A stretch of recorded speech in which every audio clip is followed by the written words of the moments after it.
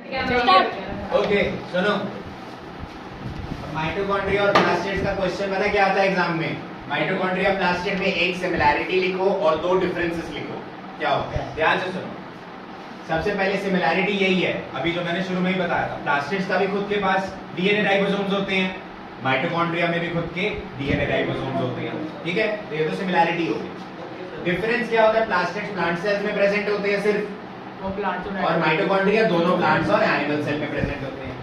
Plastids पर function लिख देना, फिर क्लोरोफिल में है, सॉरी फोटोसिंथेसिस में हेल्प करते हैं प्लास्टिड्स और स्टोरेज में हेल्प करते हैं, लेकिन माइटोकॉन्ड्रिया क्या हेल्प करता है? एनर्जी प्रोड्यूस करता है।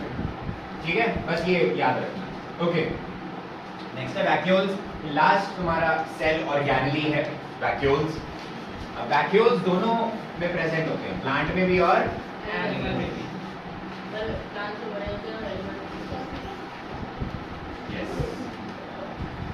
तो प्लांट्स और एनिमल्स दोनों में वैक्यूल प्रेजेंट होते हैं। प्लांट सेल में जो वैक्यूल होता है, देखो प्लांट सेल में ना सेंटर में होता है न्यूक्लियस, सेंटर में। कभी सॉरी एनिमल सेल में, ये देख रहा था, सुन कौन रहा है मेरी बात? वेरी गुड, तो ध्यान से सुनो, वेरी गुड, बस तो देखो एनिमल्स के सेल में सेंटर में प्रेजेंट होता है न्यूक्लियस, सेंटर में। इस वजह से तुम्हारे जो एनिमल सेल्स को हम कभी कभी इसके न्यूक्लियस को सेंट्रियोल भी बोलते हैं। तो आपने बताया था कभी? सर मैं भी नहीं है सर न्यूक्लियस का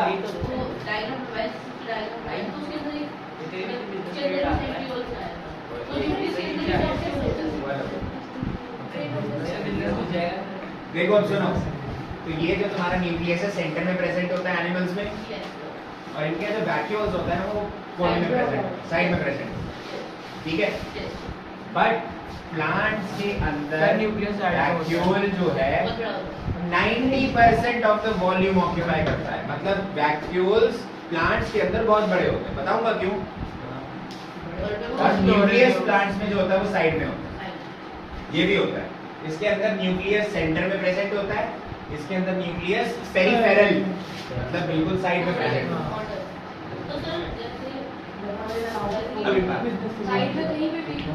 यहाँ तक कोई दिक्कत? या आपस में बात क्यों कर रहे हैं? वीडियो चल रही है ना। एनिमल्स और प्लांट्स में ये डिफरेंस है वैक्यूल का। ठीक है, और सुनो, एनिमल्स में जो वैक्यूल होते हैं वो टेम्परेरी होते हैं, स्टोरेज के काम आते हैं।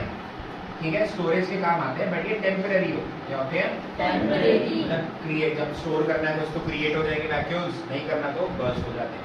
मतलब लाइसोम्स की तरह नहीं पूरे सेल को खत्म कर देना, बस टेम्परेरी होते हैं। ठीक है, वो डिसइंटीग्रेट हो जाते हैं अगर नहीं चाहिए। बट प्लांट्स के अंदर जो वैक्यूल होता है वो परमानेंट होता है, एंड वैक्यूल बहुत इंपॉर्टेंट होता है, स्टोरेज के तो काम आता ही है। ठीक है, और प्लांट्स के अंदर जो स्टोरेज है वो काफी इंपॉर्टेंट है। प्लांट्स जो है वो अपना फूड मूव करके नहीं ले सकते। प्लांट्स जो होते हैं स्टेशनरी थोड़े होते हैं, रुके होते हैं। प्लांट्स जो होते हैं मोबाइल थोड़ी होते हैं, मोटाइल थोड़ी होते हैं, स्टेशनरी होते हैं, एक ही जगह पर रुके रहते हैं।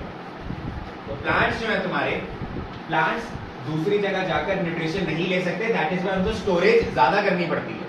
दैट इज व्हाई उनके अंदर वैक्यूल बड़ा है, स्टोरेज की ज्यादा जरूरत है प्लांट्स के अंदर। कुछ एनिमल्स में तुम्हारे वैक्यूल डाइजेशन के लिए भी काम आते हैं, जैसे अमीबा के अंदर डाइजेशन के लिए काम आता है। अमीबा के अंदर वैक्यूल क्या करता है? डाइजेशन में भी काम आता है। कुछ एनिमल सेल, जैसे अमीबा एक एनिमल सेल है, यूनिसेल्युलर होता है अमीबा, एक सेल से बना होता है। ठीक है, एक सेल से बना होता है सिर्फ अमीबा। ऑर्गेनिज्म भी दो तरह के होते हैं, यूनिसेल्युलर और मल्टीसेल्युलर। सर सबसे बड़ा सेल कौन सा है? अंडा, ऑस्ट्रिच का अंडा, अंडा अपने आप में एक सेल है। सो तुम्हारे प्लांट्स के अंदर स्टोरेज के लिए काम आते हैं, और प्लांट्स के अंदर एक और काम करते हैं, ये रिजिडिटी प्रोवाइड करते हैं एंड टर्जिडिटी प्रोवाइड करते हैं। सब मतलब समझिए, सर वो हिलने भी देते हैं। यस, कह सकते हैं। और अगर फोर्स लगे, देखो यार, ये वैक्यूल जो है तुम्हारा अगर भरा हुआ है, वाटर वगैरह इसमें पूरा वैक्यूल में भरा हुआ है, ठीक है, इमेजिन करो मैंने तुम्हें एक हॉलो कार्डबोर्ड दिया, हॉलो, ठीक है, कार्डबोर्ड का बॉक्स दिया, हॉलो है। तुम उसको फोर्स लगा के बंद कर सकते हो आराम से, क्रश कर सकते हो बहुत ही आराम से।